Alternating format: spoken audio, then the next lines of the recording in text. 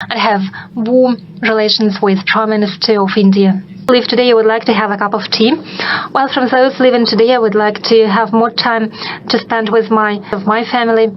So I have people to talk to. President Putin जल्द ही भारत का दौरा करेंगे। गो के अभी तारीख का ऐलान तो नहीं हुआ, लेकिन लगता कुछ यूँ है कि इस माह के आखिर तक या फिर अगले माह किसी वक्त प्रेसिडेंट पुतिन भारत के दौरे पे आएंगे। अनाउंसमेंट ये हुई, व्लादिमीर पुतिन ने बोला कि हम भारत में हर जगह मैन्युफैक्चरिंग के प्लांट्स खोलेंगे। तो पुतिन ने हाईलाइट करा कि रोजनेफ्ट जो है कंपनी, उसने भारत में $20 अरब का ऑलरेडी निवेश कर चुके हैं वो लोग। अभी पुतिन साहब आएंगे ना इंडिया में, देखना साइन होगा उसके बाद। आप उनसे एक रेडार ले रहे हो। मुझे तो लग रहा है SU-57 भी साइन ना हो जाएगा 100%। मैम क्वाइट पॉजिटिव हो जाएगा। अमेरिका जो है अब इंडिया के साथ खुल रहा है और उसको साथ ले जाना चाह रहा है, तो India is playing a very interesting game. वो रशिया को भी साथ रख रहे हैं और अमेरिका की तरफ ज्यादा बढ़ रहे हैं। अच्छा, तो मैं समझता हूँ कि obviously India is going to get an edge. Pakistan ये कहता है कि हमारे पास बड़ी खतरनाक तलवार है, लेकिन वो तलवार गिरवी है।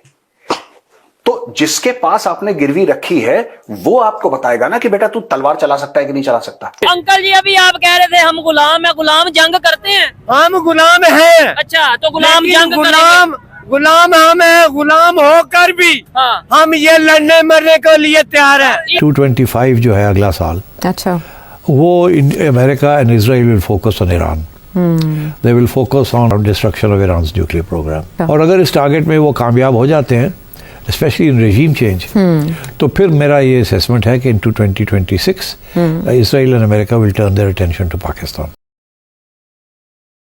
नमस्कार दोस्तों, आप सब जानते हैं रशिया के प्रेसिडेंट पुतिन भारत आने वाले हैं कुछ ही महीनों में ही। लेकिन दोस्तों उससे पहले रशिया के प्रेसिडेंट पुतिन ने एक बड़ी स्टेटमेंट दी है मोदी जी को लेकर के। उन्होंने कहा कि वे प्रधानमंत्री मोदी जी को अपने भाई जैसे मानते हैं और वे भारत आकर के चाय पे चर्चा करने वाले हैं मोदी जी के साथ। और इसके साथ साथ उन्होंने कहा कि मोदी जी उनके फैमिली के एक मेंबर जैसे हैं, जिनसे वे बात करना काफ़ी ज़्यादा पसंद करते हैं। दोस्तों इसके साथ साथ रशिया अब भारत के साथ अपने डिफेंस टाइज और इकोनॉमिक टाइज को और ज़्यादा मजबूत करना चाहता है और काफ़ी सारे मैन्युफैक्चरिंग प्लांट्स भारत में भी इस्टेब्लिश करना चाहता है, ताकि भारत में मैन्युफैक्चर करके वो भारत को दे सके और इसके साथ साथ पूरी दुनिया भर में भी बेच सके। तो चलिए इसी पर आगे पाकिस्तानी मीडिया का रिएक्शन देखते हैं, जो इस वक्त काफ़ी ज़्यादा परेशान है।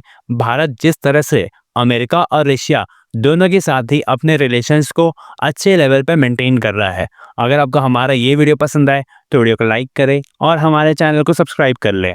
रशिया आपको बोलता है साहब आपको इंजन चाहिए, अच्छा जी RD-33 MiG-29 का आपका इंजन है, हाँ जी आपको मैं अपग्रेडेड वर्जन देता हूँ, AL-41 1FS इंजन देता हूँ मैं, it's one of the best that I have, ले जाओ जी। तो आप उसके साथ अभी डील करके आए हो। मैं आपको बता रहा हूँ अभी पुतिन साहब आएंगे ना इंडिया में, देखना साइन होगा उसके बाद। आप उनसे एक रेडार ले रहे हो। मुझे तो लग रहा है SU-57 भी साइन ना हो जाएगा 100%। मैम क्वाइट पॉजिटिव हो जाएगा। एक सर वो सब तो छोड़िए, एक जो रेडार आप उससे ले रहे हो ना इस टाइम पे, विच इज अ वॉज़नॉक करके कुछ एक रेडार है, 8000 किलोमीटर का रेंज है उसका, 8000 किलोमीटर। लगाओ मैं इसके यहाँ कभी, आप उसको अभी बोल रहे हो भैया बिदार में लगाओगे कर्नाटका में, अब कर्नाटका में आप लगाओगे वो रेडार, 8000 किलोमीटर का रेडियस ड्रॉ कर लो sir. Any damn thing that will take off in this entire bloody part of the world आपको पता लगेगा। यहाँ ये देखिए ये रॉकेट उड़ी यहाँ से, and this is a capability only Russia, India, US, China के पास इतना नहीं है, but Russia, India, US will have after this, so you will be in the big league. और रशिया बोल रहा है ले लो यार कोई टेंशन नहीं है। अभी पैंसी एयर डिफेंस सिस्टम आपने उससे साइन करा है, which is a short range anti aircraft anti drone system, वो आएगा। न्यूक्लियर सबमरीन आप उससे लीज पे ले रहे हो, S-400 के स्पेयर्स आप बना रहे हो, 12 सुखोईज आपने और ऑर्डर कर रहे हैं उसे। तो कई लोग, काफी सारे आर्टिकल्स और वीडियोस दिखते हैं, और कई हमारे जो राइट विंगर यूट्यूब एनालिस्ट हैं अलेजिडली, वो भी बोलते हैं कि साहब हो नहीं अब तो यार हथियार ना वैसे ही लेंगे। घंटा जो चीजें दिखती हैं होती हुई, वो तो पूरा रशिया की तरफ जा रही हैं। 15th VTB Russia calling investment forum हुआ और वहां पे एक अनाउंसमेंट हुई।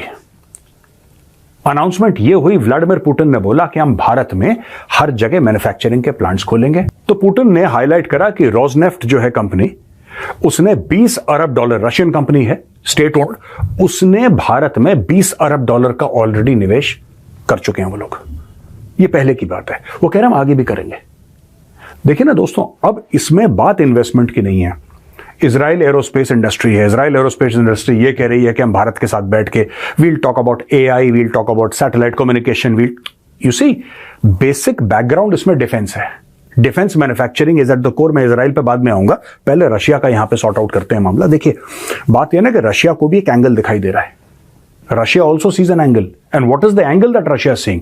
रशिया को यह एंगल दिखाई दे रहा है कि भाई भारत जो है it is surrounded by enemies.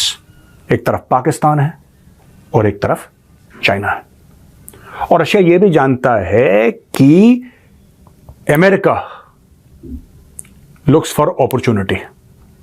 America किसी का सगा साथी नहीं है। तो अब रशिया बीच में आता है और कहता है कि साहब आप बताओ आपको क्या चाहिए। अब मैं आपको साफ तौर पे बता दूं दोस्तों, क्या रूस के जो हवाई जहाज हैं क्या वो वेस्टर्न हवाई जहाज से बेहतर है? I don't think so, I don't think so.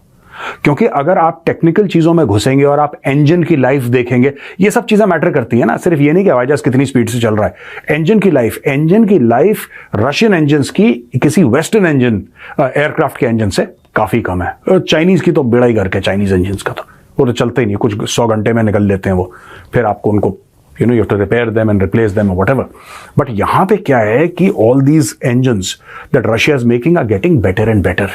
और आज की तारीख में रशिया को एक ओपन वॉर का भी एक एक्सपीरियंस हो गया है।